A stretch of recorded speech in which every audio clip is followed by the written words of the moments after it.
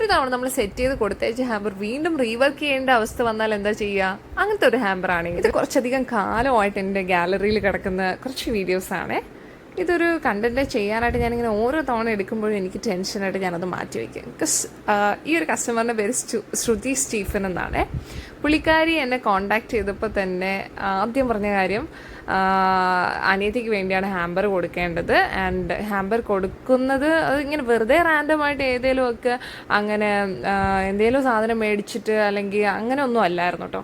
ശ്രുതി തന്നെ സെലക്ട് ചെയ്ത് കുത്തിയിരുന്ന് അനിയത്തി ഇടയ്ക്ക് അയച്ചു കൊടുക്കുന്ന റീൽസും ഒക്കെ ഓർത്തിരുന്ന് ഒരു കുഞ്ഞി കരിപ്പത് ഈ കാണുന്ന ഈ സൈൻ ലബാനൊക്കെ പുള്ളിക്കാരി എപ്പോഴോ അയച്ചു കൊടുത്തിട്ട് എനിക്ക് മേടിച്ചു തരുമോ എന്ന് ചോദിച്ചൊരു കാര്യമാണ്.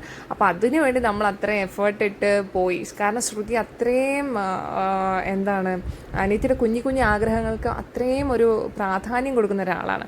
ആൻഡ് തുടക്കത്തിൽ ഞാൻ പറഞ്ഞില്ലേ എനിക്കൊരു ടെൻഷൻ ഉണ്ടായിരുന്നെന്ന്. ഈ വീഡിയോ ചെയ്യാമെന്ന് ഓർക്കുമ്പോൾ എനിക്ക് ടെൻഷൻ. ബിക്കോസ് എൻ്റെ തലയിൽ എന്തെന്നില്ലാത്ത റെസ്പോൺസിബിലിറ്റി ശ്രുതി വെച്ച് തന്നായിരുന്നു. ആ റെസ്പോൺസിബിലിറ്റി വേറൊന്നുമല്ല കേട്ടോ.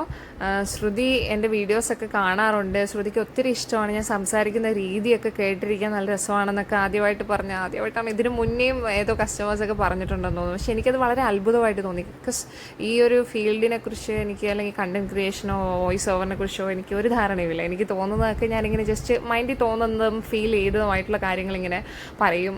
അപ്പോൾ അത് കേട്ടിരിക്കാനൊക്കെ ഇഷ്ടപ്പെടുന്ന ആൾക്കാരുണ്ടെന്ന് കേട്ടപ്പോൾ എനിക്ക് ശരിക്കും അതിശയം തോന്നിട്ടോ.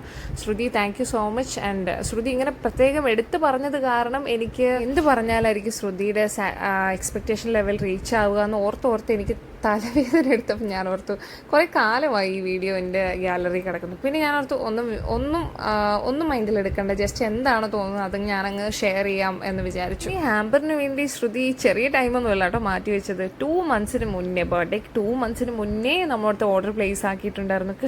1 2 അല്ലായിരുന്നു, ഒരുപാട് ലിസ്റ്റ് ഉണ്ടായിരുന്നു കേട്ടോ. കുഞ്ഞി ആഗ്രഹങ്ങളെല്ലാം ചേർത്ത് വെച്ചിട്ട് ഒരു വലിയൊരു ഹാമ്പർ നമ്മളിങ്ങനെ സ്യൂട്ട് കേസിലാക്കി കൊടുത്തയച്ചു.